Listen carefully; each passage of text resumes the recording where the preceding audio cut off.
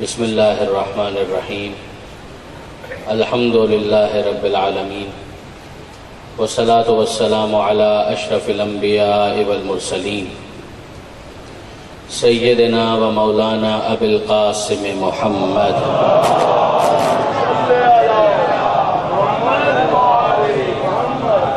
و اہل بیتہ الطیبین الطاہرین المعصومین المظلومین المنتجبین المنتخبین المیامین لا سیما للامام المنتظر والحجة الثانی عشر واللعنة الدائمة الباقیة على اعدائهم اجمعین من یوم ظلمهم الى قیام یوم الدین اللہم انا نرغب الیک فی دولت کریمہ تعز بها الاسلام و اہلہ وتذل بها النفاق و اہلہ وتجعلنا فیہا من الدعاة الى طاعتک والقادة الى سبیلک وترزقنا بها کرامة الدنیا والآخرہ رب اشرح لی صدری ویسر لی امری واحلل عقدۃ من لسانی یفقهوا قولی وجلنی خالصا لوجهک الکریم یا اللہ صلوات علی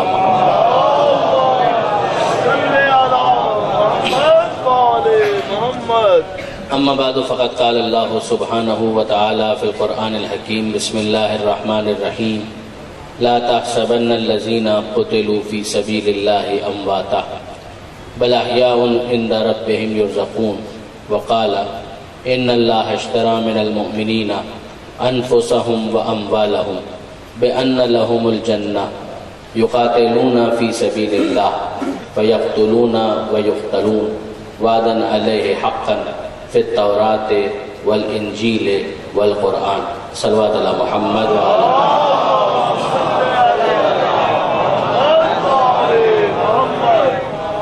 برادران عزیز و خاران محترم، فلسفہ شہادت عنوان ہے اور اس تک پہنچنے کے لیے کچھ مقدمات ہیں کہ جن کو طے کرنے کی ہم کوشش کر رہے ہیں۔ کل میں نے آپ کی خدمت میں یہ گزارش کی تھی کہ سورہ توبہ کی یہ آیت نمبر 111 جس میں پروردگار عالم نے اپنے آپ کو خریدار کے طور پر پیش کیا کہ ان اللہ اشتری من المؤمنین انفسهم واموالهم، کہ اللہ خریدار ہے۔ اللہ اعلان کرتا ہے کہ اللہ نے مومنین سے خرید لیا، ان کی جانوں کو بھی اور ان کے مال کو بھی۔ اور کس چیز کے عوض خرید لیا؟ بِأَنَّ لَهُمُ الْجَنَّةِ، جنت کے عوض خرید لیا۔ اور پھر اس کے بعد تقاضا اس بات کا ہے کہ یقاتلون فی سبیل اللہ، کہ اگر وقت آئے تو یہ صاحبان ایمان میدان میں آ کر فی سبیل اللہ قتال کریں۔ فیقتلون ویقتلون، یہ قتل کرتے بھی ہیں اور قتل ہو بھی جاتے ہیں۔ وعدن علیہ حقا فی التوراۃ والانجیل والقرآن، یہ اللہ کا وعدہ ہے، یہ اللہ کے ذمے ہے اور یہ برحق وعدہ ہے، اور اس کا تذکرہ توریت میں بھی خدا نے کیا، انجیل میں بھی کیا اور قرآن میں بھی کیا۔ یہ ایک مسلسل سنت الہی ہے، یہ مسلسل ایک طریقہ پروردگار ہے کہ جس کا مسلسل اعلان کیا جاتا رہا ہے، اور قرآن میں بھی اس کا تذکرہ تکرار کے ساتھ ہوا۔ اب برادران عزیز، یہاں پر اگر تھوڑی دیر کے لیے ہم رکیں اور ایک بات پر غور کریں کہ یہ جو پروردگار عالم کا اعلان ہے، چاہے وہ کتنا ہی اعزاز کے ساتھ ہو، عزت میں اضافے کا باعث ہو، مگر یہ جو پروردگار عالم کا کہنا ہے کہ خدا خریدار ہے اور مومنین سے ان کی جان کا خریدار ہے۔ ہم نے تو یہ سنا تھا کہ دین اسلام دین فطرت ہے اور اس کی کوئی تعلیم فطرت کے خلاف ہو نہیں سکتی۔ اگر آپ غور کریں تو قرآن مجید کی بعض آیتیں بھی ہیں، اور پیغمبر اکرم ختمی مرتبت احمد مصطفیٰ محمد مصطفیٰ صلی اللہ علیہ وآلہ وسلم حضور کی حدیث بھی ہے، آیت ہے۔ پروردگار عالم ارشاد فرماتا ہے سورہ مبارکہ روم میں 29واں سورہ عنکبوت اور اس کے فوراً بعد سورہ روم، فطرت اللہ التی فطر الناس علیہا، کہ یہ اللہ نے جو انسان کو پیدا کیا ہے تو فطرت پر پیدا کیا ہے۔ ہم عام طور پر یہ عنوان اسلام کے ساتھ سنتے ہیں، اسلام دین فطرت ہے، یعنی دین اسلام کی تعلیمات میں سے کوئی ایک تعلیم، کوئی فلسفی فطرت انسانی کی مخالف نہیں ہو سکتی۔ یہ میں بہت اصرار کر رہا ہوں اس بات کے اوپر، یہ ایک پہلو ہے۔ ختمی مرتبت کی جس حدیث کی طرف میں آپ کو متوجہ کرنا چاہتا ہوں، اس پر اگر آپ غور کریں تو پیغمبر اکرم یہ ارشاد فرماتے ہیں کہ کل مولود یولد علی الفطرہ، کہ ہر پیدا ہونے والا بچہ وہ فطرت پر پیدا ہوتا ہے. فابواہ یحودان ویمجسان وینصران، کہ یہ اس کے ماں باپ ہوتے ہیں، انفلوئنس کرتے ہیں، اور اس کا نتیجہ یہ ہوتا ہے کہ جو فطرت پر پیدا ہونے والا بچہ ہوتا ہے وہ اپنے انوائرمنٹ کے انفلوئنس کی وجہ سے، اپنے ماں باپ کی غلط تربیت کی وجہ سے کبھی یہودی بن جاتا ہے، کبھی مجوسی بن جاتا ہے، کبھی نصرانی بن جاتا ہے. یعنی اگر اس کو اس کی فطرت پر چھوڑ دیا جائے تو اور کچھ ہو نہ ہو وہ خدا تک پہنچ جائے گا. یعنی اگر وہ کسی نیگیٹو انفلوئنس کو ایکسیپٹ نہ کرے، ماں باپ کی ذمہ داری تو یہ ہے نا کہ وہ پازیٹیولی اس کی تربیت کریں، اس کی اپ برنگنگ کریں، اس کے لیے محنت کریں، اس کے لیے زحمت اٹھائیں. مگر سیدھی سی بات ہے کہ اگر کوئی کسی غلط عقیدے کے اوپر ہے اور اپنے جہل مرکب کمپاؤنڈ اگنورنس کی وجہ سے اس غلط کو صحیح سمجھ رہا ہے، تو اس غلط فہمی کی وجہ سے ہی صحیح مگر وہ اپنے بچے کی تربیت اس طرح سے کرنا چاہے گا جس کو وہ صحیح سمجھ رہا ہے. ایک ہے کسی چیز کا واقع میں صحیح ہونا، اور ایک ہے ہمارا پرسیپشن کہ ہم کس کو صحیح سمجھ رہے ہیں. ان دو چیزوں کے درمیان فرق ہے. میرے غلط کو صحیح سمجھنے کی وجہ سے وہ غلط صحیح نہیں ہو جائے گا، مگر جس غلط فہمی میں میں مبتلا ہوں میں کسی اور کو بھی اس غلط فہمی میں مبتلا کر سکتا ہوں. یہی والی بات ہوتی ہے کہ کئی مرتبہ انسان شراب سے دھوکہ کھا جاتا ہے.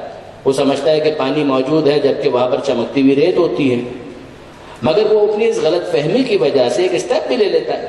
اس کا ایکشن غلط ہوتا ہے مگر اس کے پیچھے ایک کمپاؤنڈ اگنورنس ہے، ایک جہل مرکب ہے کہ جو اس غلط کام کی طرف اس کو تحریک دے رہا ہے، مہمیز دے رہا ہے، اور وہ آگے بڑھ رہا ہے.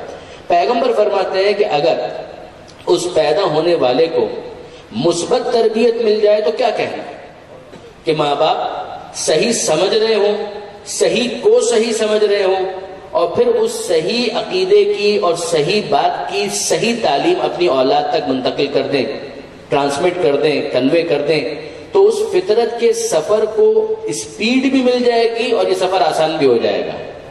لیکن اگر الٹا ہو جائے کہ ماں باپ جو غلط کو صحیح سمجھ رہے ہیں اسی کو آگے فارورڈ کر دیں تو یہ سفر جو بچے کا حق اور حقیقت تک پہنچنے کا تھا اس کی اسپیڈ سلو بھی ہو جائے گی اور اب یہ سفر اتنا کمفرٹیبل نہیں ہوگا.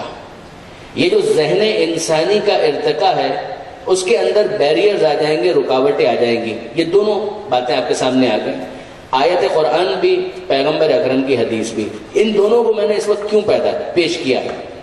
دیکھیں برادران عزیز، اگر ہم اسلام کے بارے میں یہ دعویٰ رکھتے ہیں، یہ کلیم کرتے ہیں کہ یہ دین فطرت ہے، آیت بھی ہے، حدیث بھی ہے، تو اب اسلام کی کوئی تعلیم فطرت کے خلاف تو نہیں ہونی چاہیے. جب تک ہم نے اسلام قبول نہیں کیا تھا اس وقت تک ہمیں موت کی دھمکی دی جاتی، بات سمجھ میں آتی تھی.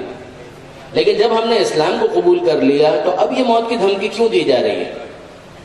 اسلام کو تو یہ کہنا چاہیے تھا کہ اگر تم اسلام قبول نہیں کرو گے تو مر جاؤ گے، اور اگر تم نے اسلام قبول کر لیا تو جیتے رہو گے، زندہ رہو گے.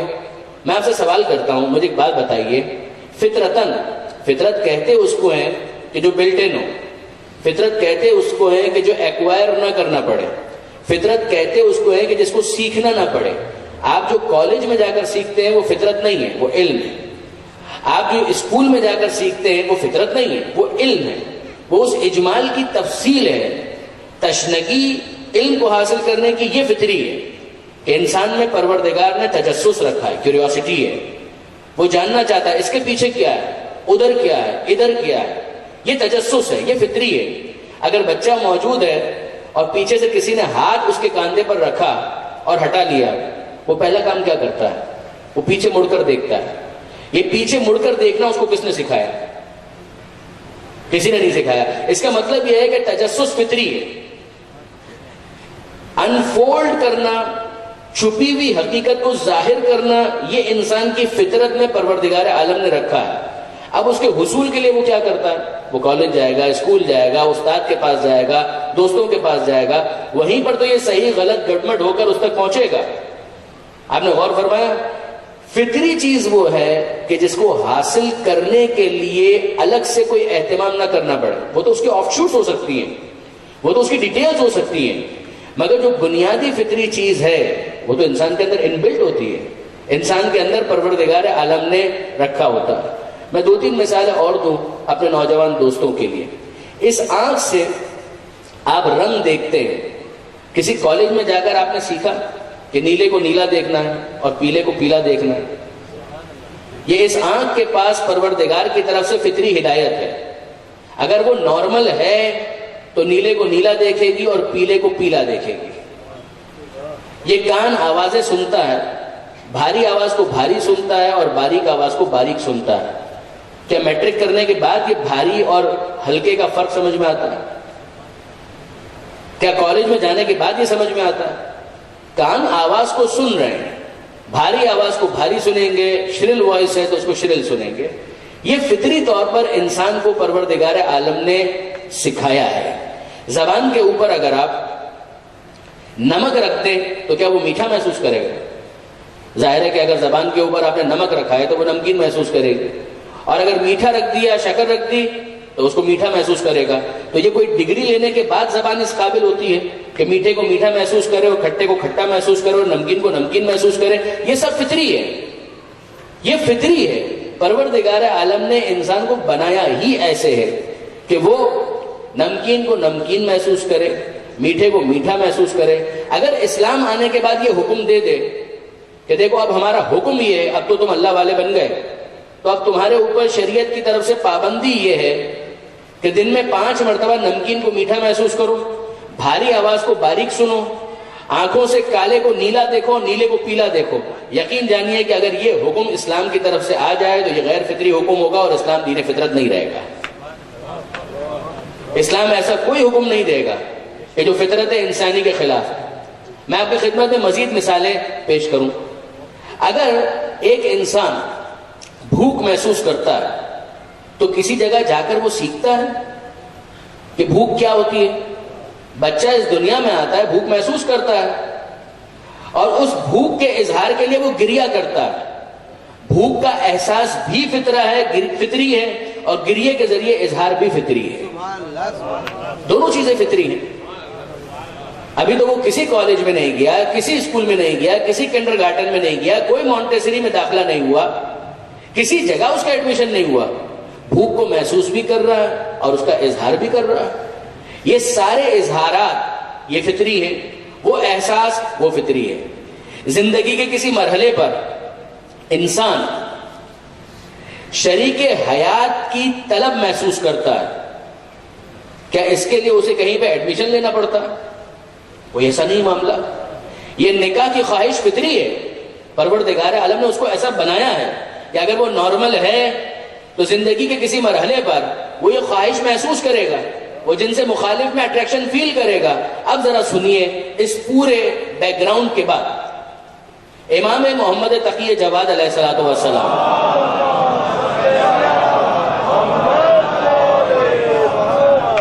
امام جو خطبہ انہوں نے اپنے نکاح کے موقع پر دیا اور اسی کو پھر بعد میں پڑھنے کی سنت قرار پائی کہ آل محمد کے ذریعے سے گویا یہ پیغمبر اکرم کی مرضی ہے کہ اس کو پڑھا جائے، اسی خطبہ نکاح کو عام طور پر علماء عام طور پر پڑھا کرتے ہیں۔ وہ بہت اہم میسج ہے، میں اس کی پوری تفصیل میں بھی نہیں جا رہا، صرف ترجمہ۔ الحمدللہ اقرارا بنعمتہ، تمام تعریفیں اللہ کے لیے، ہم اس کی نعمتوں کا اقرار کرتے ہیں۔ وَلَا إِلَٰهَ إِلَّا اللَّهُ إِخْلَاصًا لِوَحْدَانِيَّتِهِ، اللہ کے سوا کوئی معبود نہیں، ہم پورے خلوص کے ساتھ اس کی توحید کی گواہی دیتے ہیں۔ وصلی اللہ علی محمد سید بریتہ، اللہ کا درود اور سلام ہو ختم مرتبت اور ان کی آل مصطفیٰ پر۔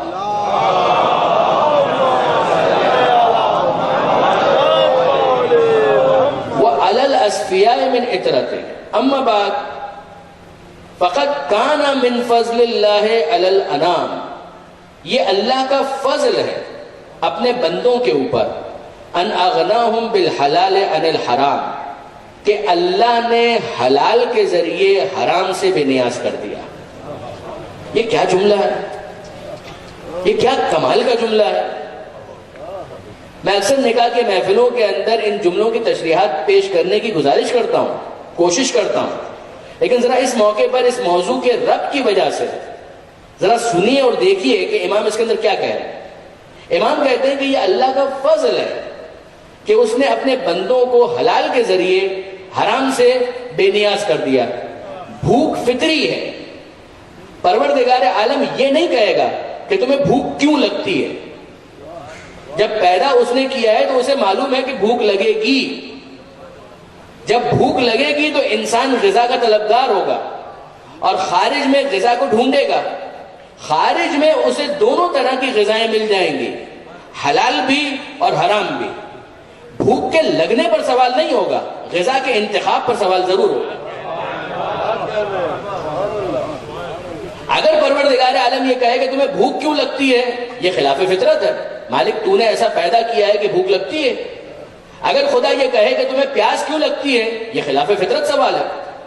پروردگار تو نے پیدا ہی ایسا کیا ہے کہ پیاس لگے گی. جب پیاس فطری طور پر لگتی ہے تو اس کے لگنے کو کوشچن نہیں کیا جا سکتا. جب بھوک فطری طور پر لگتی ہے تو اس بھوک کے احساس کو کوشچن نہیں کیا جا سکتا. انسان فطری طور پر طلبگار ہوگا غذا کا, کہ دنیا میں مجھے کہیں سے غذا ملے جس سے میں اپنی بھوک کو مٹاؤں. جہاں انسان غذا کا طلبگار ہوا اور وہاں اس کے سامنے حلال گوشت جانور بھی ہے اور حرام گوشت جانور بھی ہے. وہ سبزیاں بھی ہیں کہ جنہیں پروردگار عالم نے جائز قرار دیا, اور وہ بھی ہیں کہ جن کے اوپر پابندی لگا دی.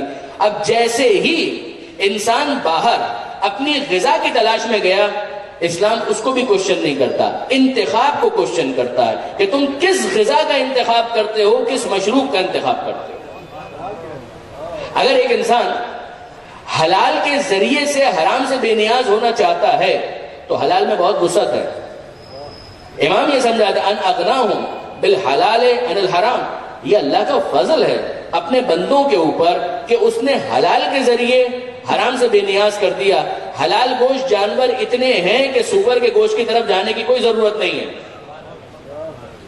پانی اتنا وافر ہے کہ شراب سے پیاس بجھانے کی کوئی حاجت نہیں ہے. اب اگر کوئی شخص شراب کے ذریعے سے پیاس بجھاتا ہے تو اسے سزا ملے, یہ پروردگار عالم کے عدل کا تقاضا ہے. اب اگر وہ حرام غذا کی طرف جاتا ہے تو حق ہے کہ پروردگار عالم اس سے سوال کرے کہ جب غذائے حلال موجود تھی تو تم حرام کی طرف کیوں گئے. یہی معاملہ انسان کی جنسی لذات کا ہے.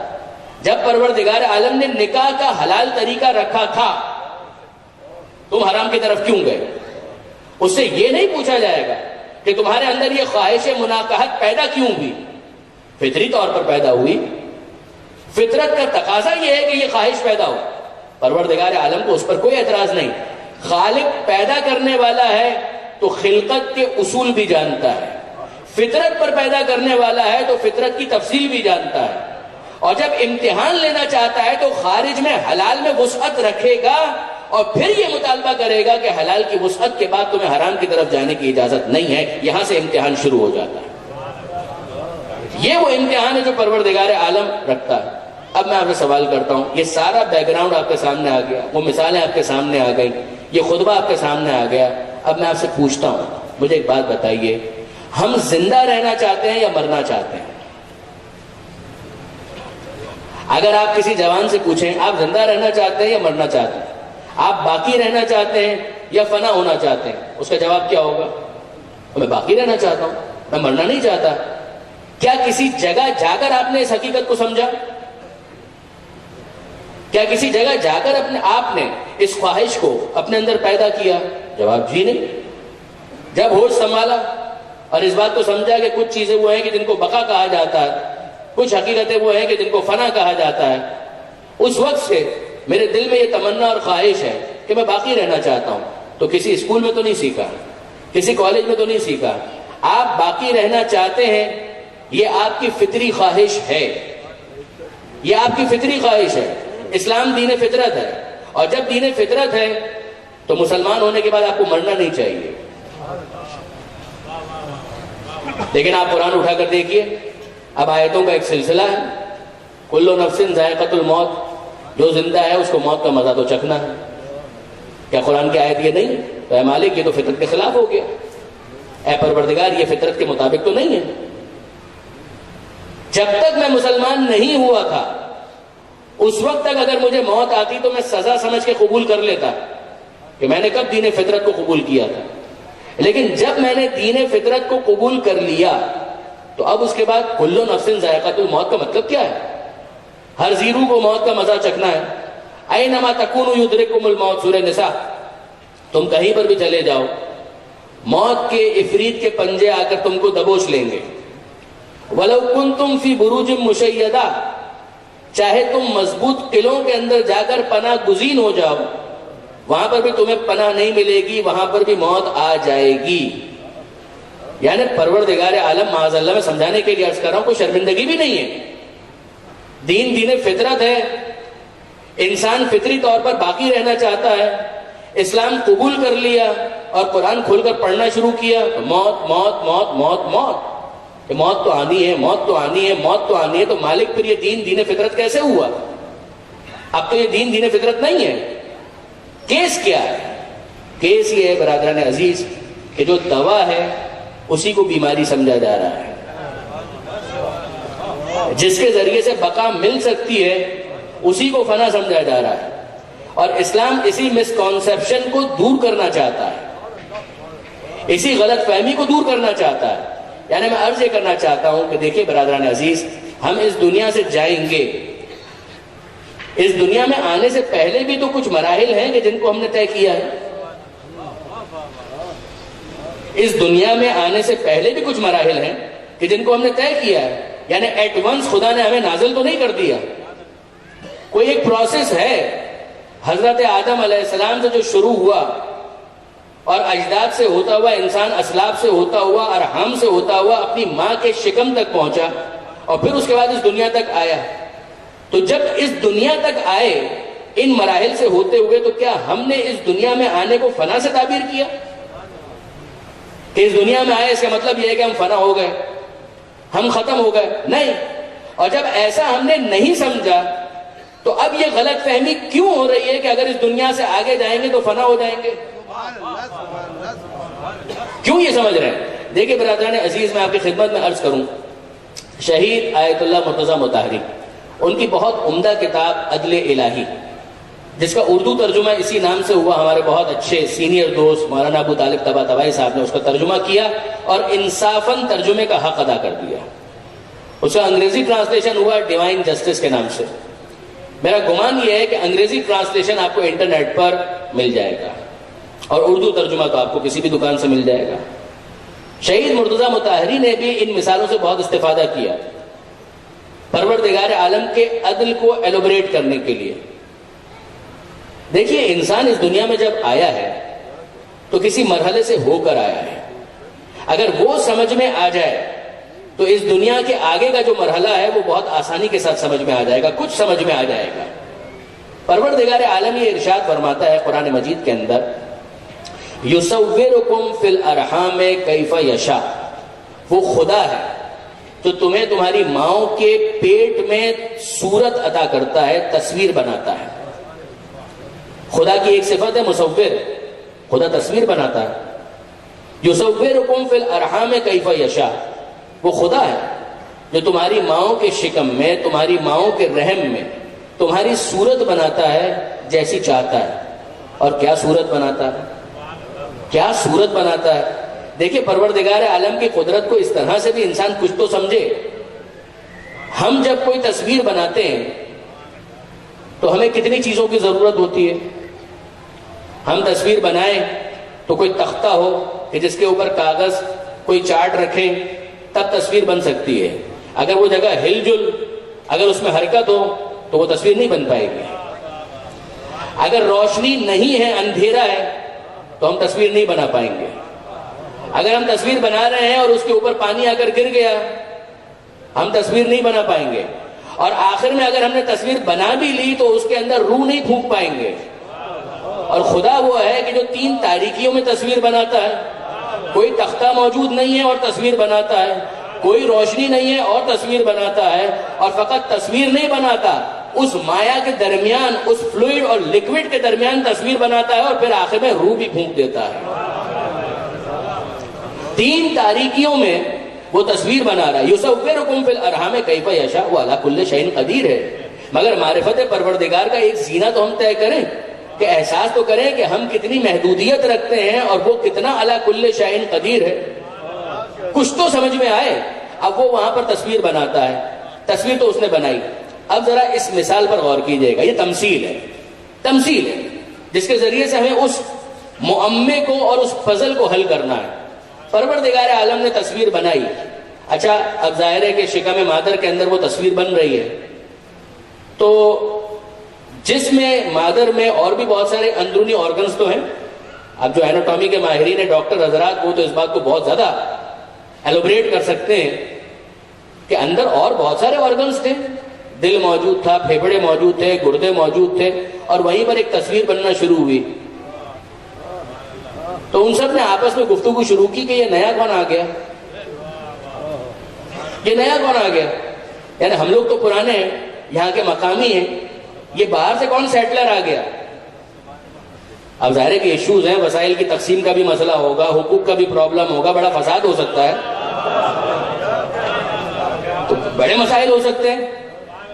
اب اس سے زیادہ تفصیل کے ساتھ تو میں بیان بھی نہیں کر سکتا کہ مسائل کیسے کیسے ہو سکتے ہیں، مگر مسائل تو ہو سکتے ہیں۔ اب پرابلم ہو رہے ہیں، وہ آپس میں بات کر رہے ہیں، پھیپڑا گردے سے بات کر رہا ہے، دل جگر سے بات کر رہا ہے، اور سب آپس میں گفتگو کر رہے ہیں۔ بھائی ہم لوگ تو یہاں پہلے سے موجود تھے، یہ نیا کون آ گیا، اور وہ سب آپس میں گفتگو کر رہے ہیں اور کہہ رہے ہیں کہ ہاں ٹھیک ہے، آ تو گیا ہے مگر رکے گا نہیں،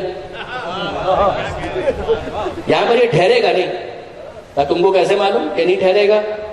ذرا غور کرو، تمہیں خود سمجھ میں آ جائے گا کہ یہ ٹھہرے گا نہیں۔ کیا مطلب؟ بہت توجہ کیجئے گا، یہ ٹھہرے گا نہیں، تمہیں کیسے پتا کہ نہیں ٹھہرے گا؟ یہ کیسے ٹھہرے گا؟ ذرا غور کرو، اس کی تو آنکھیں بن رہی ہیں، آنکھیں تو دیکھنے کے لیے ہوتی ہے، یہاں پر تو اندھیرا ہے، یہ آنکھیں بن رہی ہیں اور یہاں پر اندھیرا ہے۔ یہ آنکھیں بتا رہی ہیں کہ یہ یہاں کے لیے نہیں بن رہا، کسی ایسی جگہ کے لیے بن رہا ہے جو رنگ و نور کی دنیا ہوگی۔ اچھا ذرا غور کرو، اس کے تو کان بن رہے ہیں، کان تو سننے کے لیے ہوتے ہیں، یہاں پر تو خاموشی ہے۔ یہ کانوں کا بننا دلیل ہے کہ بن یہاں پر رہا ہے مگر یہاں کے لیے نہیں بن رہا، یہ کسی ایسی جگہ پر جائے گا جہاں آواز ہوگی، شور ہوگا۔ اچھا ذرا غور کرو، اس کے تو پیر بھی بن رہے ہیں، پیر تو بھاگ دوڑ کے لیے ہوتے ہیں، یہاں پر تو کوئی میدان نہیں ہے، یہ پیر بن رہے ہیں، اس بات کی دلیل ہے کہ بن یہاں پر رہا ہے مگر یہاں کے لیے نہیں بن رہا، یہ کسی ایسی جگہ پر جائے گا کہ جہاں پر وسیع میدان ہوگا، وسیع سرزمین ہوگی، یہ وہاں پر جائے گا، بھاگ دوڑ کرے گا، دیکھے گا، سنے گا۔ اس کے تو ہاتھ بن رہے ہیں، یہ ہاتھ کا بننا دلیل ہے، یہاں پر تو کچھ اٹھانے کے لیے نہیں ہے، یہ ہاتھوں کا بننا دلیل ہے کہ یہ کسی ایسی جگہ پر جائے گا جہاں یہ اپنے ہاتھ استعمال کر سکے۔ بن وہاں رہا ہے مگر وہاں کے لیے نہیں بن رہا۔ آنکھیں دلیل ہیں کہ یہ دنیا میں آئے گا، ہاتھ دلیل ہیں کہ یہ دنیا میں آئے گا، پیر دلیل ہیں کہ یہ شکم مادر میں نہیں ٹھہرے گا، یہ اس دنیا کے لیے بن رہا ہے، یہ اس دنیا میں آئے گا۔ اب میں آپ سے سوال کرتا ہوں، ہاتھ وہاں بن رہے ہیں مگر آگے کے لیے، پیر وہاں بن رہے ہیں مگر آگے کے لیے، آنکھیں وہاں بن رہی ہیں مگر آنکھیں آگے کے لیے۔ بالکل اسی طریقے سے یہ جذبہ بقا رکھ کے پروردگار نے بتایا کہ تم بن یہاں پر رہے ہو مگر یہاں کے لیے نہیں، دنیا سے آگے کوئی جگہ ہے جہاں پر باقی رہ سکو گے۔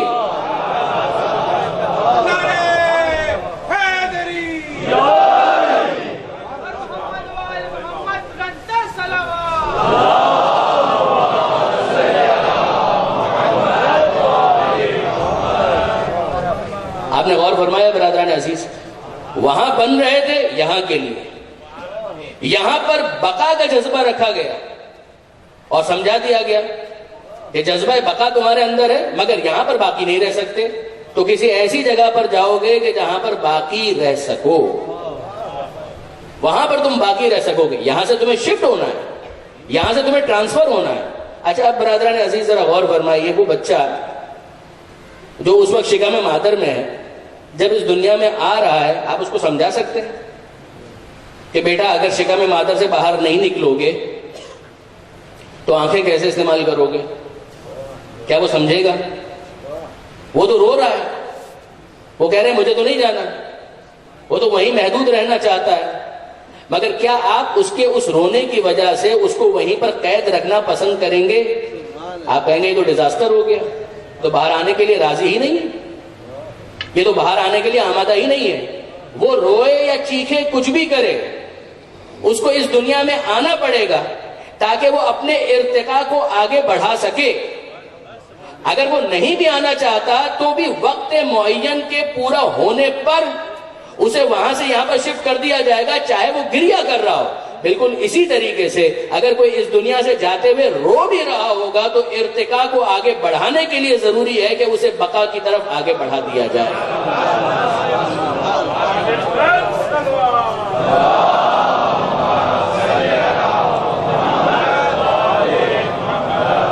اسے اچھا لگے تو بھی ٹھیک، اسے برا لگے تو بھی ٹھیک، اس لیے کہ اس کو باقی رکھنا ہے، اسے فنا نہیں کرنا ہے، اسے ختم نہیں کرنا ہے۔ یہ ہے وہ فطری پیغام جو اسلام اس اجمال کی تفصیل کے ساتھ دینا چاہتا ہے۔ اب میں آپ کے سامنے اور 2-3 مثالیں اس حوالے سے دینا چاہوں گا۔ ایک بات بتائیے برادران عزیز، ایک بات بتائیے کہ وہ بچہ جو شکم مادر میں ہے، مثلا 8.5 9 مہینے 8 مہینے وہ رہ کر اس دنیا میں آ جائے گا، وہاں پر اس کے ہاتھ پیر بن رہے ہیں، آنکھیں بن رہی ہیں، کان بن رہے ہیں، سب کچھ بن رہا ہے۔ یہ 9 مہینے کی تیاری کیا فقط آگے 9 مہینوں کے لیے ہے؟ تیاری 8-9 مہینے کی ہے، مگر کیا 9 مہینوں کے لیے کہ بھئی 9 مہینے تک وہ وہاں پر تیار ہوا تو اب اس دنیا میں 9 مہینے رہے اور آگے جائے؟ نہیں، ایسا نہیں ہے۔ یہ 9 مہینے کی تیاری اگلے 50 60 70 سال کی زندگی کے لیے ہے۔ اگر کچھ اچھا ہوا تو بھی 60 70 سال کی زندگی اچھی ہو جائے گی، اور اگر کچھ گڑبڑ ہو گئی، کچھ خرابی ہو گئی، کچھ ٹوٹ پھوٹ ہو گئی، یعنی کیوں کہا جاتا ہے کہ دھیان رکھو، خیال رکھو، ایسا نہ ہو کہ اندر جو فیٹس ہے، جو ایمبریو ہے، جو بیبی ہے، اس کو کوئی نقصان نہ پہنچ جائے۔ ارے نقصان پہنچا تو کیا ہوا، یہاں پر آ کر صحیح کر لیں گے۔ ارے صحیح کرنے کا کیا مطلب ہے؟ لمحوں نے خطا کی تھی، صدیوں نے سزا پائی۔ کچھ دیر کی خطا ہوگی، لیکن اگر آنکھ صحیح نہ بن پائی تو وہ خطا شاید 1 سیکنڈ کی ہوگی، 60 سال کے لیے اندھا ہو جائے گا۔ اگر ہاتھ صحیح طرح نہیں بن پائے تو ممکن ہے 1 دن یا 2 دن کی غلطی ہو، مگر 60 70 سال کے لیے وہ لنگڑا یا لولا ہو جائے گا، ہینڈی کیپ ہو جائے گا، کرپل ہو جائے گا، معذور ہو جائے گا۔ اگر اس کے کان صحیح نہ بن پائے تو پروسیس میکسیمم 9 مہینے کا ہے، مگر اگر کان صحیح نہ بن پائے تو 60 سال 70 سال کے لیے وہ بہرا ہو جائے گا۔ آپ نے غور فرمایا، اگر وہاں پر کیئر نہ کی تو یہ 60 سال خراب ہو جائیں گے، اور اگر ان 60 سالوں میں کیئر نہ کی تو وہ ہمیشہ کی زندگی خراب ہو جائے گی۔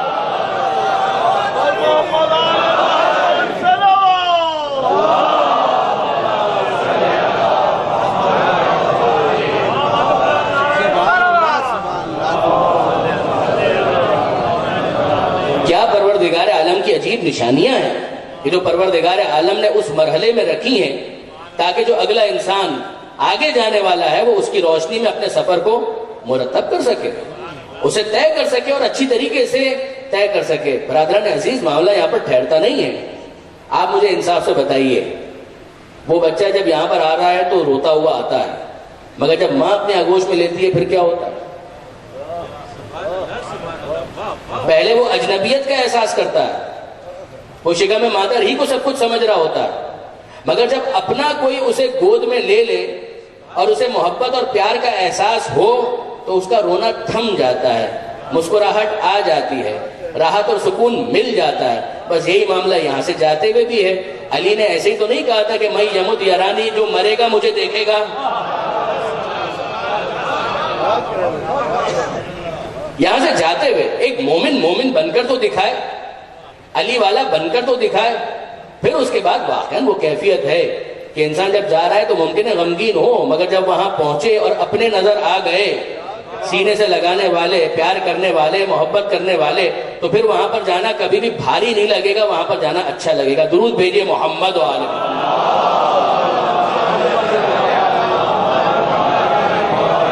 مجھے میرے مرحوم دوست، سینئر دوست ڈاکٹر غلام محمد رحمانی صاحب اکثر جب بھی میں اس آیت پر پہنچتا ہوں، یصورکم فی الارحام کیف یشاء، مجھے بہت یاد آتے ہیں۔ خدا ان کے درجات کو بلند کرے۔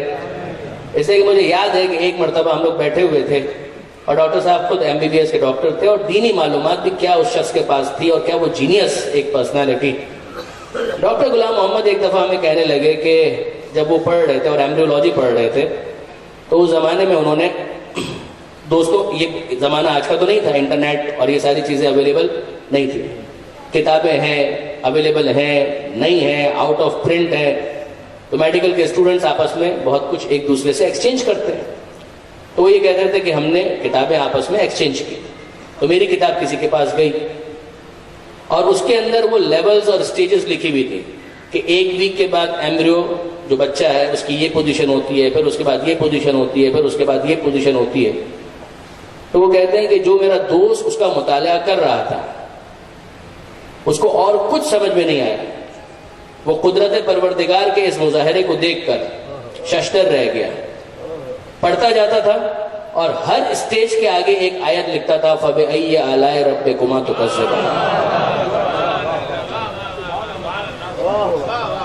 ہر اسٹیج کے آگے فَبِأَيِّ آلَاءِ رَبِّكُمَا تُكَذِّبَانِ، کہ تم اپنے رب کی کون کون سی نعمتوں کو جھٹلاؤ گے. ایک گوشت کے ٹکڑے کو خدا نے کیا بنا دیا، بلکہ گوشت کا ٹکڑا بھی میں کیا کہہ رہا ہوں، ایک قطرہ نجس کو پروردگار عالم نے کیا بنا دیا. هل اتى على الانسان حين من الدهر لم يكن شيئا مذكورا. سورہ دہر کی جو پہلی آیت ہے کہ انسان ذرا غور تو کرے کہ کیا اس کے اوپر کوئی ایسا وقت بھی آیا تھا کہ جب وہ قابل ذکر شے بھی نہ تھا، اور پھر پروردگار عالم اسے عدم سے وجود دیتا ہے، ایک قطرہ نجس سے وجود دیتا ہے، اور پھر اس کے بعد اسے مکمل انسان بنا دیتا ہے. یہ بناتا اسی لیے کہ انسان غور کرے اور پروردگار عالم کے اوپر اس کا ایمان پختہ ہو جائے. اب برادران عزیز، معاملہ یہ کہ اس دنیا میں رہتے ہوئے وہ بچہ جو شکم مادر میں ہے، کیا اس دنیا کی حقیقت کو پوری طرح سے جان سکتا ہے؟ نہیں جان سکتا، ممکن نہیں ہے. علم کلام میں، تفسیر میں، پرانی کتابوں میں، نئی کتابوں میں آپ کو یہ مثال عام طور پر ملے گی. یعنی ہم اس دنیا میں رہتے ہوئے آخرت کو کتنا سمجھ سکتے ہیں، اس کو سمجھانے کے لیے یہ مثال دی گئی کہ وہ شکم مادر میں بچہ ہے، وہ آپ سے ہاٹ لائن پر آ گیا، پھر مثال ہے، اور آپ اس سے گفتگو کر رہے ہیں اور اس کو سمجھانے کی کوشش کر رہے ہیں کہ دنیا کیا ہے. فرض کریں کہ وہ بات کر سکتا ہے اور آپ سے گفتگو کر رہا ہے، تو ہیلو خیریت سے ہو، ٹھیک ٹھاک ہو، کیسے ہو، مزاج اچھا ہے، کہاں بالکل خیریت سے ہوں، ٹھیک ٹھاک ہوں، سب صحیح چل رہا ہے، بالکل صحیح چل رہا ہے. کہا مجھے تمہیں معلوم ہے کہ یہاں پر ایک دنیا ہے جہاں سے ہم تم سے بات کر رہے ہیں. کہ اچھا یہ دنیا کیا ہے؟ علم منطق کے اندر کہا جاتا ہے کہ معرف کو معرف سے عارف ہونا چاہیے. یعنی اگر آپ کسی کو کچھ سمجھانا چاہتے ہیں، تعریف کرنا چاہتے ہیں، ڈیفائن کرنا چاہتے ہیں، تو اس کے سامنے کوئی ایسی چیز تو پیش کریں کہ جس کو وہ پہلے سے جانتا ہو، ورنہ آپ اس کو کیسے سمجھائیں گے؟ میں آپ کو اپنے گھر بلانا چاہتا ہوں، میرا گھر آپ نے نہیں دیکھا ہے، تو پہلے کوئی ایسی نشانی چاہیے نا کہ جو میرے اور آپ کے درمیان کامن ڈینومینیٹر بن سکے، جس کو آپ بھی جانتے ہوں اور میں بھی جانتا ہوں. اب میں کہوں کہ قائد اعظم کا مزار آپ نے دیکھا ہے، آپ کہیں کہ ہاں میں نے دیکھا ہے، تو اب میں شروع کروں گا. اگر آپ کہیں میں نے قائد اعظم کا مزار بھی نہیں دیکھا، تو پھر مجھے کوئی اور نشانی چاہیے کہ جس کے ذریعے سے میں وہاں تک آپ کو لے جا سکوں. سمجھانا ہے دنیا، اور اس کو سمجھانا ہے جو دنیا میں نہیں ہے، شکم مادر میں. اور وہ پوچھ رہا ہے کہ اچھا بتائیے تو صحیح کہ یہ دنیا کیسی ہے. کہ اسی دنیا میں تم کو آنا ہے اور ذرا سمجھو مجھ سے کہ یہ دنیا کیسی ہے. کہ اس دنیا کے اندر ایک بہت بڑا آسمان ہے. کہ اچھا یہ آسمان کیا ہوتا ہے؟ اب سمجھائیے آسمان. آپ کہیں گے اس دنیا کے اندر ایک بہت بڑی زمین ہے. اب وہ پوچھتا ہے کہ اچھا یہ زمین کیا ہوتی ہے؟ اب آپ اس کو زمین سمجھائیے. کہ اس دنیا کے اندر بہت بڑے بڑے سمندر ہیں. وہ کہتے سمندر کیا ہوتا ہے؟ جو آپ کہیں گے اس کی طرف سے سوال آئے گا یہ کیا ہوتا ہے، اور اب آپ کو سمجھانا ہے.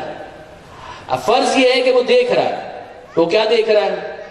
وہ شکم مادر میں ہے تو اپنی ماں کے پیٹ کے اندر سے چھت دیکھ رہا ہے، جو آس پاس محلول اور مایا اور لکوڈ اور فلوئڈ ہے اس کو دیکھ رہا ہے. جہاں پر وہ تیر رہا ہے وہیں پر اس کو نیچے کچھ نظر آ رہا ہے، اس کو وہ زمین سمجھ سکتا ہے. اب آپ سمجھاتے ہیں اس کو کہ دیکھو یہ آس پاس تمہیں جو نظر آ رہا ہے نا کہ جس کے اندر تم تیر رہے ہو، کہاں کہ ایسا بہت بڑا ہوتا ہے، اس کو سمندر کہتے ہیں. اس نے کہا اچھا اس کو سمندر کہتے ہیں؟ کہ ہاں اس کو سمندر کہتے ہیں. کیا سمجھ میں آ گیا؟ وہ کہے کہ ہاں سمجھ میں آ گیا. اب جو دو افراد باہر کھڑے ہوئے ہیں وہ کہتے ہیں کہ یہ کہہ رہا ہے مجھے سمجھ میں آ گیا. کیا سمجھ میں آ گیا؟ سمندر سمجھ میں آ گیا. اچھا ذرا اوپر دیکھو کیا تم کو نظر آ رہا ہے؟ تاکہ کچھ ایسا دکھ رہا ہے. اب وہ شکم مادر کی چھت کہ یہ جیسا ہے نا ویسا ہی آسمان بہت بڑا ہوتا ہے, اس کو آسمان کہتے ہیں. کہ اس کو آسمان کہتے ہیں. کہ سمجھ میں آ گیا؟ کہ ہاں سمجھ میں آ گیا. اب یہ باہر جو افراد کھڑے ہیں وہ پھر مسکرا رہے ہیں کہ یہ منا کہہ رہا ہے کہ اس کو سمجھ میں آ گیا کہ آسمان کیا ہوتا ہے. پھر اس کو سمجھانا ہے کہ زمین کیا ہوتی ہے. کہ دیکھو نیچے کچھ نظر آ رہا ہے کہ سرفیس دکھ رہی ہے, کہ بس ایسی جو بہت بڑی ہو جائے تو اس کو زمین کہتے ہیں. سمجھ میں آ گیا؟ وہ کہے کہ ہاں سمجھ میں آ گیا, پورا سمجھ میں آ گیا. وہ کہے پورا سمجھ میں آ گیا, اور باہر والے جو ہیں وہ کہقہ لگا رہے ہیں. اب برادران عزیز ذرا اندازہ کیجئے, شکم مادر میں رہتے ہوئے اسے یہ دنیا سمجھ میں نہیں آ سکتی, ہمیں اس دنیا میں رہتے ہوئے آخرت کیسے سمجھ میں آئے؟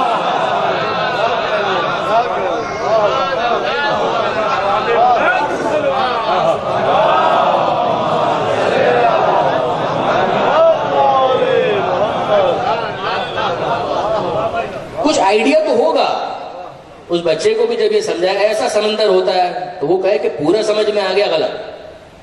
You have got some idea my dear. تم کو کچھ آئیڈیا ہوا. تم کہو کہ مجھے زمین پوری سمجھ میں آ گئی, نو, تم کو کچھ آئیڈیا ہوا. تم کہو آسمان سمجھ میں آ گیا, نہیں, کچھ آئیڈیا ہوا. بالکل یہی والا معاملہ دنیا میں رہتے ہوئے آخرت کا ہے. وہاں فرشتے موجود ہیں, پیغمبر اکرم یہاں پر سمجھا رہے ہیں. اچھا پیغمبر اکرم تو اس کو دیکھے ہوئے ہیں, یعنی اگر ہم نے جس کو مولا مانا ہے وہ تو وہ ہے کہ جو کہتا ہے کہ میں زمین سے زیادہ آسمان کے راستوں کو جانتا ہوں.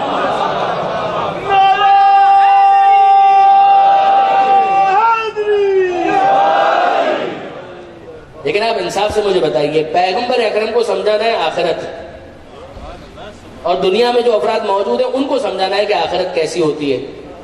اب جنت سمجھائیں تو کیسے, جہنم سمجھائیں تو کیسے. کلم الناس علی قدر عقولہم, لوگوں سے بات کرو ان کے لیول آف انٹلیکٹ پر آ کر, ان کی عقلی سطح پر آ کر. پیغمبر اکرم سمجھا رہے ہیں, یقیناً وہ سمجھا رہے ہیں, اور یہ انہی کا ظرف ہے. کسی پروفیسر کو کہیے کہ وہ چھوٹے سے بچے کو کچھ سمجھائے, وہ نہیں سمجھا پائے گا. میں پروفیسر ہوں, میرے اسٹینڈرڈ کے خلاف ہے, یہ میری شان کے خلاف ہے کہ میں چھوٹے بچے کو سمجھاؤں. لیکن انصاف کی بات ہے, کمال تو یہی ہے کہ آپ اپنے لیول پر رہ کر مت سوچئے, اس کے لیول پر آئیے اور اس کو سمجھائیے.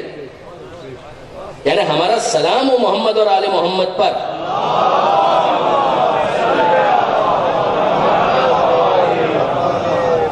کہ کس منزل پر ہیں اور کس لیول پر آ کر انہیں ان باتوں کو سمجھانا ہے کہ جو عام حالات میں سمجھنا تقریباً ناممکن ہے. آخرت بھی سمجھانی ہے, جنت بھی بتانی ہے, جہنم بھی سمجھانا ہے کہ اس کی کیا کیفیت ہے, اس کی کیا کیفیت ہے. آخر میں بس اتنا ہے کہ اگر یہاں پر کوئی یہ کہے کہ میں دنیا میں رہتے ہوئے سب کچھ پوری طرح سے سمجھ گیا, تو بس وہ ویسا ہی ہے کہ جیسا وہ بچہ کہہ رہا تھا. اگر فرشتے کہا لگا سکتے ہیں تو وہاں لگا رہے ہوں گے کہ یہ حضرت دنیا میں رہتے ہوئے یہ کہہ رہے ہیں کہ میں سب کچھ سمجھ گیا. امیر المومنین کا وہ جملہ یاد کریں, الناس نیام اذا ماتوا انتہبوا. دنیا میں رہتے ہوئے لوگ سو رہے ہیں, جب مریں گے اور آنکھیں بند ہوں گی تب صحیح معنوں میں آنکھیں کھلیں گی. عجیب ہے, یہاں پر آنکھیں کھلی ہوئی ہیں, مولا کہہ رہے ہیں آنکھیں بند ہیں. جب مرو گے تو آنکھیں بند ہوں گی تب صحیح معنوں میں آنکھیں کھلیں گی. حقیقتیں تو اس وقت پتہ چلے گی. ابھی تو ایجوکیٹ کیا جا رہا ہے تاکہ کچھ آئیڈیا ہو سکے, کچھ سمجھ میں آ سکے کہ یہ معاملہ کیا ہے. اب اسی تسلسل کے ساتھ ذرا اس کو سنیے. نہج البلاغہ میں شکم مادر کے حوالے سے ووم آف مدر کیا امیر المومنین کی تعبیر ہے. مولا فرماتے ہیں ایک جگہ کہ ذرا دیکھو اور غور کرو, ایسا بھی تو ہوتا ہے کہ ماں کے پیٹ میں ہی بچہ مر گیا, روح پھونک دی گئی اور پھر اس کے بعد نکال لی گئی. اور ہم سب جانتے ہیں کہ روح نکالتا ہے ملک الموت, فرشتہ روح قبض کرتا ہے. مولا کہتے ہیں کہ سر ایک بات تو بتاؤ, بچہ ہے شکم مادر میں, موت اس کو آ گئی, فرشتہ گیا, روح نکالی اور باہر بھی آ گیا, کیا تم نے اس فرشتے کو جاتے ہوئے دیکھا؟ ماں موجود ہے, خود اس نے بھی احساس کیا فرشتہ گیا اور روح نکال کر لے آیا. کیا تم نے اس فرشتے کو جاتے ہوئے دیکھا؟ کہا نہیں. کہا وہ باہر نکلا تم نے باہر آتے ہوئے دیکھا؟ کہا کہ نہیں. کہا یہ تو تمہاری حالت ہے کہ اس دنیا میں رہتے ہوئے ملک الموت کی معرفت تمہیں نہیں ہو سکتی, خدا کی معرفت کیا خاک حاصل کرو گے؟ اپنی محدودیت کو تو سمجھو.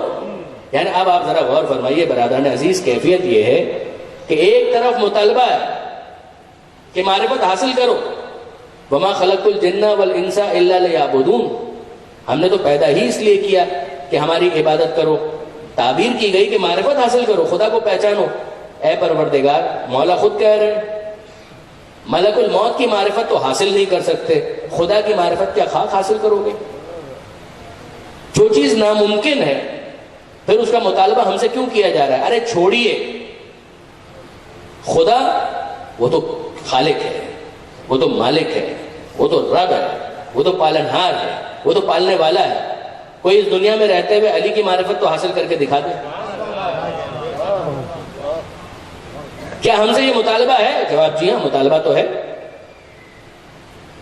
علی کی معرفت حاصل کرو, مطالبہ ہے. زمانے کے امام کی معرفت حاصل کیے بغیر اگر مر گئے, من ماتا ولم یعرف امام زمانے ہی ماتا میتتن جاہلیہ, اگر کوئی زمانے کی امام کی معرفت کے بغیر دنیا سے چلا گیا, اس کی موت جاہلیت کی موت. عجیب ہے. تو اب کیا کرے گا؟ معرفت حاصل کرو. کیا یہ ممکن ہے؟ ممکن تو نہیں ہے. اگر معرفت کے بغیر مر گئے تو موت جاہلیت کی موت ہے. ون, معرفت حاصل کرنا ناممکن ہے. آگے بڑھیے, میں آپ کو تھوڑا اور کنفیوز کروں. نوجوان دوستوں کے لیے کہہ رہا ہوں, بزرگان تو سب واقف ہیں. میں تھوڑا اور کنفیوز کروں آپ کو. جناب سلمان فارسی مسجد نبوی سے باہر آئے. مسجد نبوی سے باہر آئے, راستے میں کوئی ملا اور اس نے سوال کیا, اے سلمان کہاں سے آ رہے ہو؟ کہا مسجد سے. مطلب انہی کا ہے, الفاظ میرے. کہاں سے آ رہے ہو؟ کہا مسجد سے. اب وہ سوال کرنے والا کہ مسجد سے آ رہے ہو تو پیغمبر اکرم تو وہاں پر ہوں گے, یہ بتاؤ پیغمبر اکرم تنہا تھے یا کوئی اور بھی وہاں پر موجود تھا؟ سلمان کہتے ہیں کہ ہاں کوئی تھا مگر میں نہیں پہچانتا, میں نہیں پہچانتا. ٹھیک ہے. اچھا, اب سلمان اپنے راستے پر اپنی منزل کی طرف آگے بڑھ گئے اور یہ شخص مسجد نبوی کے اندر داخل ہوا اور اس نے دیکھا کہ پیغمبر اکرم کے ساتھ ہی امیر المومنین تشریف فرمائے, مولا بیٹھے ہوئے. اور اب یہ شخص آگ بگولا ہو گیا, غصے میں آ گیا, فیوریس. اور وہ کہتا ہے اللہ کے رسول آپ سلمان کی اتنی تعریف کرتے ہیں, منا اہل البیت, ہم اہل بیت میں سے ہیں, سلمان کا یہ مرتبہ اور وہ مقام, آپ ذرا دیکھیے.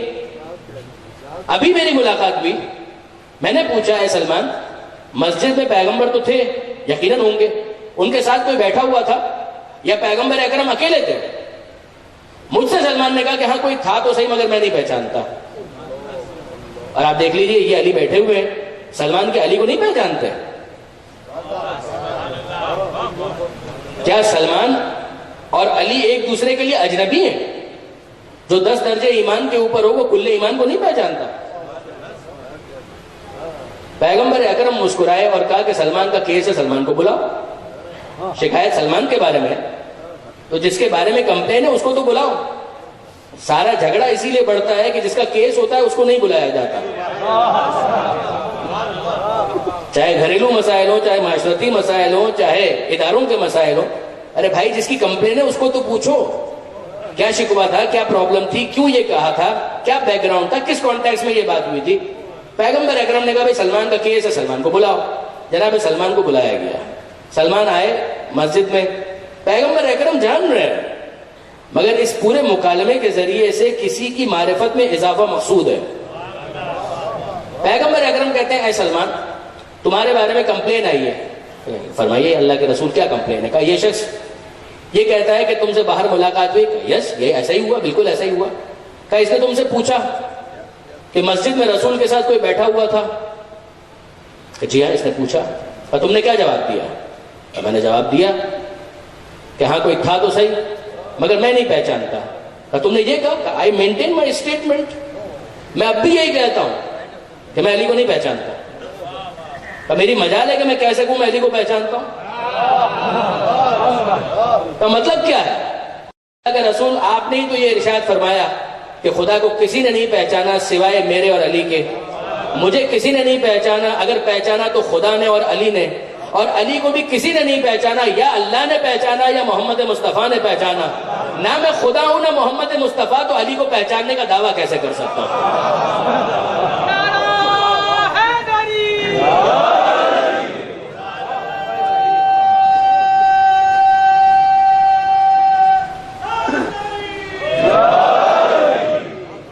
اللہ کے رسول میری مجال، میں یہ کہوں کہ میں نے علی کو پہچانا، میں نے علی کو نہیں پہچانا. لیکن کنفیوژن بڑھ گئی برادران عزیز، مسئلہ تو وہیں پر ہے، اٹکا ہوا. ایک طرف حکم ہے کہ پہچانو، اور دوسری طرف اعلان ہے کہ نہیں پہچان سکتے. یہ دونوں چیزیں آپس میں کتنی کانٹراڈکٹ کرتی ہیں. پہچانو حکم ہے، معرفت حاصل کرو حکم ہے. ممکن نہیں ہے کہ معرفت حاصل کر سکو، یہ حقیقت کا اعلان ہے. ان دونوں کے درمیان ریکنسیلیشن کیسے ہوگا؟ ریکنسائل کیسے کیا جائے؟ جمع کیسے کیا جائے؟ علامہ سید علی نقی صاحب بہت عمدگی کے ساتھ اور خوبصورتی کے ساتھ ریکنسائل کرتے ہیں. وہ فرماتے ہیں اگر سوئی کو جس کے اندر سوراخ ہو، ناکا ہو، اگر اس کو سمندر میں ڈالو گے تو کیا ہوگا؟ کیا سمٹ کر پورا سمندر اس سوئی کے سوراخ کے اندر آ جائے گا؟ نہیں آئے گا. لیکن کیا یہ سوئی خالی واپس آئے گی؟ یہ سوئی خالی واپس نہیں آئے گی. قطرہ بھر جتنا اس کا ظرف سمندر سخی ہے وہ دینے کے لیے تیار ہے، ظرف میں کمی ہے، ایک قطرہ سمیٹنے کی گنجائش ہے، تو سمندر اپنی سخاوت کا مظاہرہ کر کے وہ ایک قطرہ اسے عطا کر دے گا. اگر ظرف میں گنجائش زیادہ ہے تو سمندر مایوس نہیں لوٹائے گا. اگر گلاس ڈالیں گے تو زیادہ پانی آ جائے گا، اگر برتن بڑا ہوگا تو زیادہ پانی سمٹ کر آ جائے گا، اگر کنٹینر ڈالیں گے تو اور زیادہ پانی آ جائے گا. جتنی ظرف میں گنجائش ہوگی سخی سمندر اسے عطا کرے گا. بالکل اسی طریقے سے ذمہ داری ہماری یہ ہے کہ آل محمد کی معرفت کے سمندر میں غوطہ زن ہو جائیں. سب کچھ سمجھ میں نہیں آئے گا مگر وہ سخی کا دسترخوان ہے، محروم کسی کو نہیں لوٹائے گا، جس کی جتنی گنجائش ہوگی عطا کر دے گا.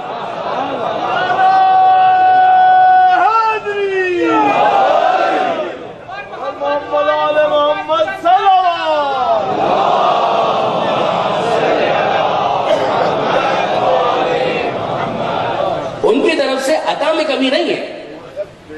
یعنی اگر بہت زیادہ اصطلاح میں بات کی جائے، یہ فاعل کی فاعلیت کا مسئلہ نہیں ہے، قابل کی قابلیت کا مسئلہ ہے.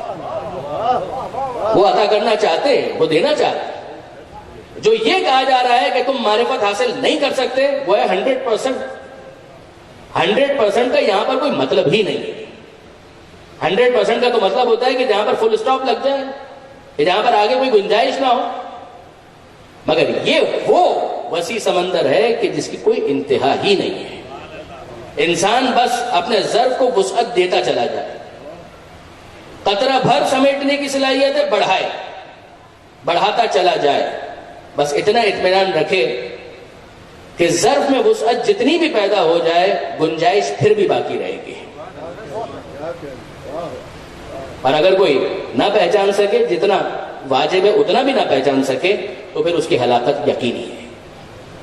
اگر کوئی اتنا بھی نہ سمجھ پائے کہ علی میرا مولا ہے،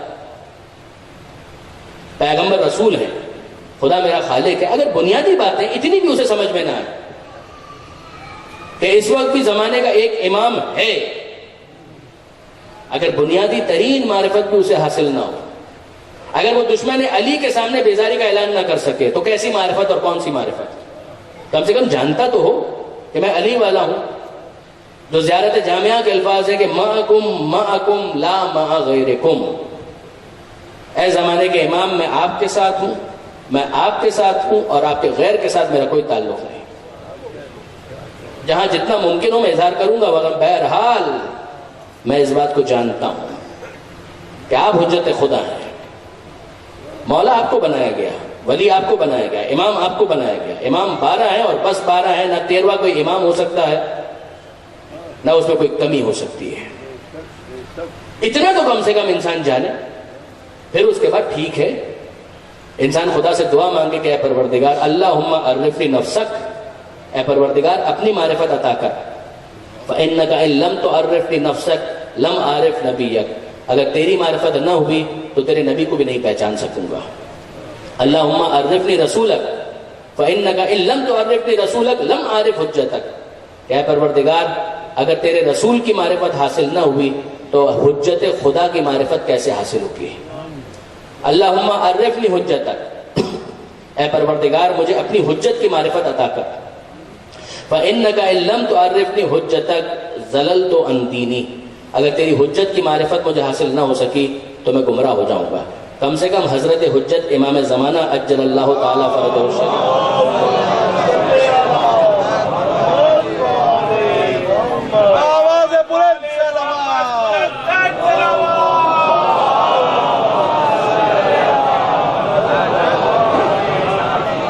اتنی معرفت تو انسان کو ہو کہ یہ وہ ہے کہ جس کے وسیلے سے خدا کی بارگاہ میں میرا اعمال نامہ پیش کیا جاتا ہے.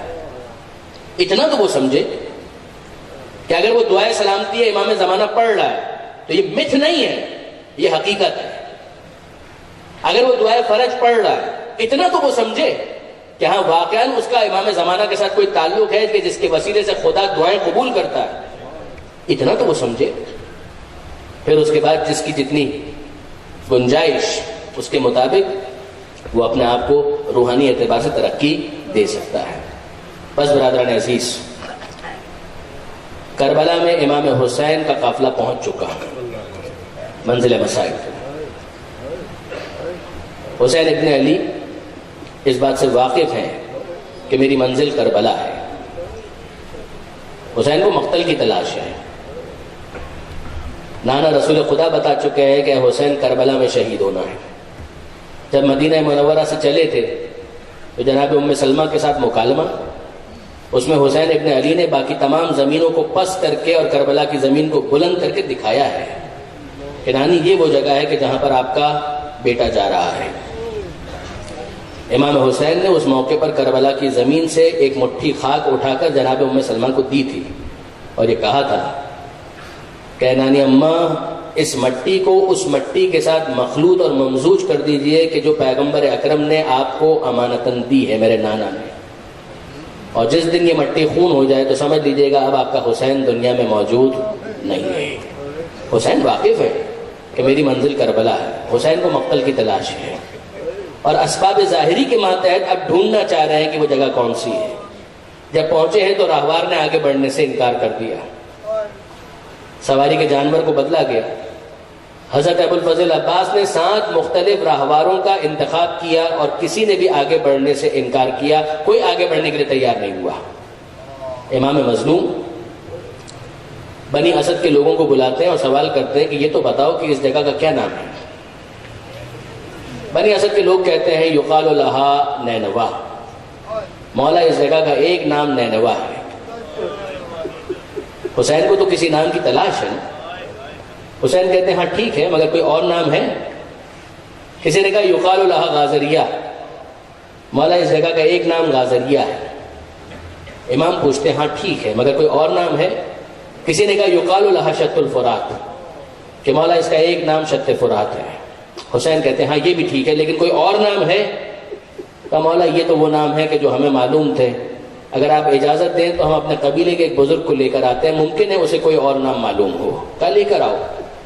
وہ بوڑھا شخص جو اپنے پیروں سے چل کر بھی نہیں آ سکتا تھا اس کو لایا گیا، امام حسین کے سامنے پیش کیا گیا اور امام کہتے ہیں کہ اے برادر عزیز، اے برادر بزرگ، یہ وہ نام ہے نینوا، غازریہ اور شط الفرات جو تیرے قبیلے والوں نے مجھے بتائے ہیں، مگر تو بتا کہ کیا اس زمین کا کوئی اور نام بھی ہے؟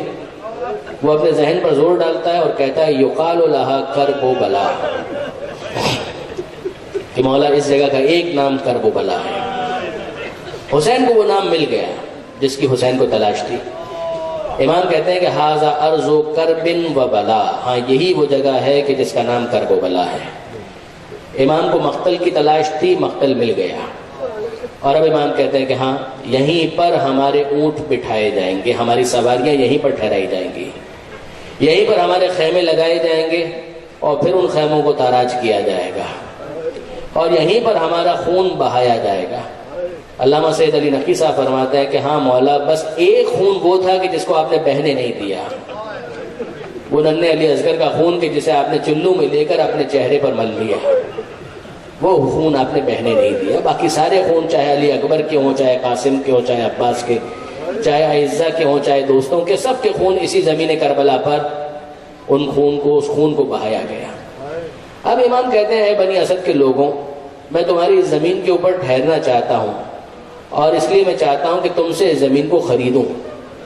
بنی اسد والے کہتے ہیں، مولا آپ جب تک یہاں پر ٹھہرنا چاہیں آپ کی مرضی ہے، آپ قیام کیجئے، آپ ہمارے مہمان رہیے گا کہ نہیں، اب چند دنوں کی بات نہیں، اب تو مجھے قیامت تک یہیں پر ٹھہرنا ہے، میں تم سے اس زمین کو خریدنا چاہتا ہوں۔ بنی اسد والوں سے امام نے زمین کو خریدا اور خریدنے کے بعد کہا کہ اے بنی اسد والوں، اب میں تمہیں اس زمین کو ہبہ کرنا چاہتا ہوں، میں تمہیں تحفے میں یہ زمین واپس دینا چاہتا ہوں کچھ شرائط کے ساتھ۔ آپ میں سے کتنے ہی ایسے ہیں کہ جنہوں نے کربلا کی زیارت کا شرف حاصل کیا ہے؟ زائر حسین کا مرتبہ مذاق نہیں ہے۔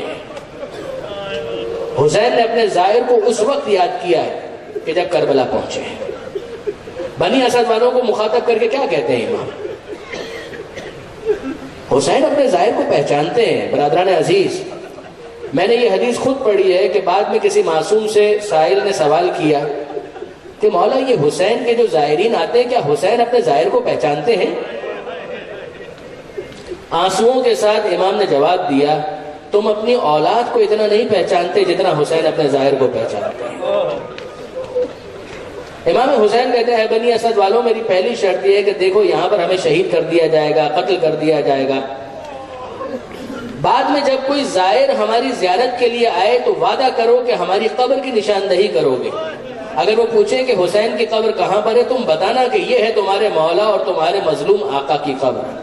بنی اسد والے کہتے ہیں کہ مولا ہم وعدہ کرتے ہیں، ہم وعدہ کرتے ہیں۔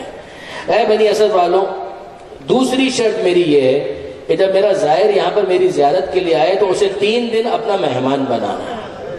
بنی اسد والے کہتے ہیں کہ ہم یہ بھی وعدہ کرتے ہیں، حسین اپنے زائر کا کتنا احترام کر رہے ہیں۔ اور پھر حسین کہتے ہیں، اے بنی اسد والوں، ایک تیسری خواہش یہ ہے کہ دیکھو ہمیں قتل کر دیا جائے گا، ہمارے لاشیں یہیں پر بے گور و کفن پڑے ہوں گے، تم وعدہ کرو جب یہ فوج بے حیا، یہ فوج اشقیہ یہاں سے چلی جائے تو تم ہمارے لاشوں کو کربلا میں دفن کر دو گے۔